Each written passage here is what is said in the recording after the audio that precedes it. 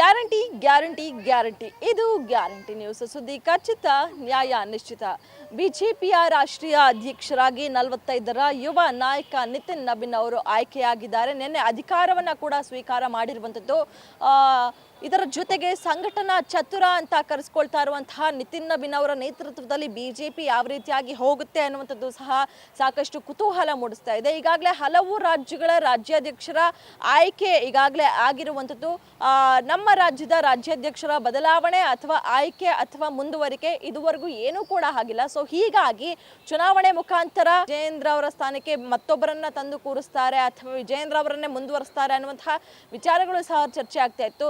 ಇದೀಗ ಅಂದ್ರೆ ರಾಜ್ಯಾಧ್ಯಕ್ಷರ ವಿಚಾರವಾಗಿ ಇರುವಂತಹ ಗೊಂದಲಗಳಿಗೆ ತೆರೆ ಎಳೆಯುವಂತಹ ಸಮಯ ತುಂಬಾ ಹತ್ತಿರ ಬಂದಂತೆ ಕಾಣಿಸ್ತಾ ಇದೆ. ಹೌದು, ಬಿಹಾರ ಚುನಾವಣೆ, ಅದೇ ರೀತಿಯಾಗಿ ರಾಷ್ಟ್ರೀಯ ಅಧ್ಯಕ್ಷರ ನೇಮಕದ ನಂತರ ರಾಜ್ಯಾಧ್ಯಕ್ಷರ ಬದಲಾವಣೆ ಅಥವಾ ಮುಂದುವರಿಕೆ ಅನ್ನುವಂತಹ ವಿಚಾರ ಚರ್ಚೆ ಆಗ್ತಾ ಇತ್ತು. ಇದರ ಬೆನ್ನಲ್ಲೇ ಇದೀಗ ಬಿಹಾರ ಚುನಾವಣೆ ಸಹ ಆಗಿದೆ, ಅದರ ಜೊತೆಗೆ ರಾಷ್ಟ್ರೀಯ ಅಧ್ಯಕ್ಷರ ನೇಮಕ ಕೂಡ ಆಗಿರುವಂಥದ್ದು.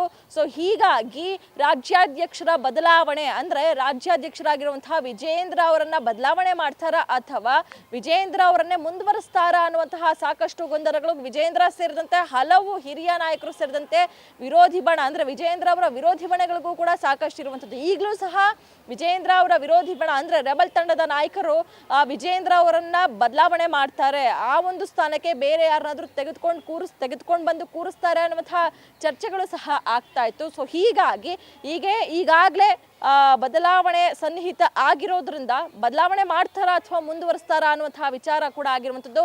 ನಿನ್ನೆ ಅಷ್ಟೇ ರಾಷ್ಟ್ರೀಯ ಅಧ್ಯಕ್ಷರಾಗಿ ಅಧಿಕಾರವನ್ನ ವಹಿಸಿಕೊಂಡಿರುವಂತಹ ನಿತಿನ್ ನಬೀನ್ ಅವರು ಸಾಕಷ್ಟು ಆಕ್ಟಿವ್ ಆಗಿದ್ದಾರೆ ಅಂತಾನೆ ಹೇಳ್ಬೋದು. ಅಂದ್ರೆ ಈಗಾಗಲೇ ಇವರ ನೇತೃತ್ವದಲ್ಲಿ ಕೇರಳ ಹಾಗೂ ತಮಿಳುನಾಡು, ಅಸ್ಸಾಂ ಚುನಾವಣೆ ಸಹ ಹೋಗ್ತಾ ಇದೆ. ಈ ಒಂದು ಚುನಾವಣೆಗೆ ನಿನ್ನೆಯೇ ಸಾಕಷ್ಟು ತಯಾರಿಯನ್ನ ಮಾಡ್ಕೊಂಡಿದ್ದಾರೆ ಅಂತಾನೆ ಹೇಳ್ಬೋದು. ಚುನಾವಣೆಗಳಿಗೆ ಉಸ್ತುವಾರಿ ಹಾಗೂ ಸಹ ಉಸ್ತುವಾರಿಗಳನ್ನ ಸಹ ನಿನ್ನೆ ರಾತ್ರಿಯೇ ನೇಮಕವನ್ನ ಮಾಡಿದ್ರು ನಿತಿನ್ ನಬೀನ್ ಅವರು. ಇದರ ಜೊತೆಗೆ ಏನು ಮುಂಬರುವಂತಹ GBA ಚುನಾವಣೆ ಏನಿದೆಯೋ ಬೆಂಗಳೂರಿಂದು, ಈ ಒಂದು ಚುನಾವಣೆಗೂ ಸಹ ಉಸ್ತುವಾರಿಯನ್ನ ಕೂಡ ನೇಮಕ ಮಾಡಿರುವಂಥದ್ದು ನಿತಿನ್ ನಬೀನ್ ಅವರು. ಸೊ ಹೀಗಾಗಿ ಮೊದಲ ದಿನವೇ ಸಾಕಷ್ಟು ಆಕ್ಟಿವ್ ಆಗಿರುವಂತಹ ನಿತಿನ್ ನಬೀನ್ ಅವರು ರಾಜ್ಯಾಧ್ಯಕ್ಷರ ವಿಚಾರವಾಗಿ ಯಾವ ರೀತಿಯಾಗಿ ನಿರ್ಧಾರವನ್ನು ತೆಗೆದುಕೊಳ್ತಾರೆ ಅನ್ನುವಂಥದ್ದು ಸಹ ಸಾಕಷ್ಟು ಕುತೂಹಲ ಮೂಡಿಸ್ತಾ ಇದೆ. ಈಗಾಗಲೇ ಔಪಚಾರಿಕವಾಗಿ ರಾಜ್ಯದ ಕೋರ್ ಕಮಿಟಿ ಸದಸ್ಯರ ಜೊತೆ ನಿತಿನ್ ನಬೀನ್ ಅವರು ಚರ್ಚೆ ಮಾಡಿದ್ದಾರೆ ಅನ್ನುವಂತಹ ವಿಚಾರ ಸಹ ಚರ್ಚೆ ಆಗ್ತಾ ಇರುವಂಥದ್ದು. ಯಾಕಂದ್ರೆ ಈ ಒಂದು ರಾಜ್ಯದ ಬಣಬಡಿದಾಟ, ಅದೇ ರೀತಿಯಾಗಿ ರಾಜ್ಯಾಧ್ಯಕ್ಷರ ಬದಲಾವಣೆ ವಿಚಾರವಾಗಿರುವಂತಹ ಗೊಂದಲ, ಸಂಘಟನೆ ವಿಚಾರ ಎಲ್ಲದರ ಬಗ್ಗೆ ಕೂಡ ಈಗಾಗಲೇ ಮಾಹಿತಿ ಪಡೆದುಕೊಂಡಿದ್ದಾರೆ ಅನ್ನುವಂತಹ ವಿಚಾರ ಸಹ ಈಗ ಕೇಳಿ ಬರ್ತಾ ಇದೆ. ಸೊ ಹೀಗಾಗಿ ರಾಜ್ಯಾಧ್ಯಕ್ಷರಾಗಿ ವಿಜಯೇಂದ್ರ ಅವ್ರನ್ನ ಮುಂದುವರಿಸ್ತಾರಾ ಅಥವಾ ಬದಲಾವಣೆ ಮಾಡ್ತಾರಾ ಅನ್ನುವಂಥದ್ದು ಸಹ ಈಗಿರುವಂತಹ ಪ್ರಮುಖ ವಿಚಾರ ಅಂತ ಸಹ ಹೇಳ್ಬೋದು. ಅದೇ ರೀತಿಯಾಗಿ ಮತ್ತೊಂದು ಕಡೆ ರೆಬಲ್ ತಂಡದ ನಾಯಕರು ಹೇಳ್ತಾ ಇರುವಂಥದ್ದು, ಎರಡು ತಂಡದ ನಾಯಕರನ್ನ ಕೂಡ ಭೇಟಿಯಾಗಿ ಅಂದ್ರೆ ಪ್ರತ್ಯೇಕವಾಗಿ ಭೇಟಿಯಾಗಿ ಸಭೆಯನ್ನ ನಡೆಸಿ ಗೊಂದಲಗಳಿಗೆ ತೆರೆ ಎಳೆದು ರಾಜ್ಯಾಧ್ಯಕ್ಷರ ವಿಚಾರವಾಗಿ ತೀರ್ಮಾನವನ್ನ ತೆಗೆದುಕೊಳ್ತಾರೆ ನಿತಿನ್ ನಬೀನ್ ಅವರು ಅನ್ನುವಂತಹ ಮಾಹಿತಿ ಸದ್ಯ ಲಭ್ಯವಾಗ್ತಾ ಇದೆ. ಸೊ ಹೀಗಾಗಿ ಈ ಒಂದು ರಾಜ್ಯಾಧ್ಯಕ್ಷರ ಬದಲಾವಣೆ ಅಥವಾ ರಾಜ್ಯಾಧ್ಯಕ್ಷರ ಮುಂದುವರಿಕೆ ವಿಚಾರ ಸಾಕಷ್ಟು ಕುತೂಹಲ ಮೂಡಿಸ್ತಾ ಇದೆ ದಿನೇ ದಿನೇ ಅಂತಾನೆ ಹೇಳ್ಬೋದು.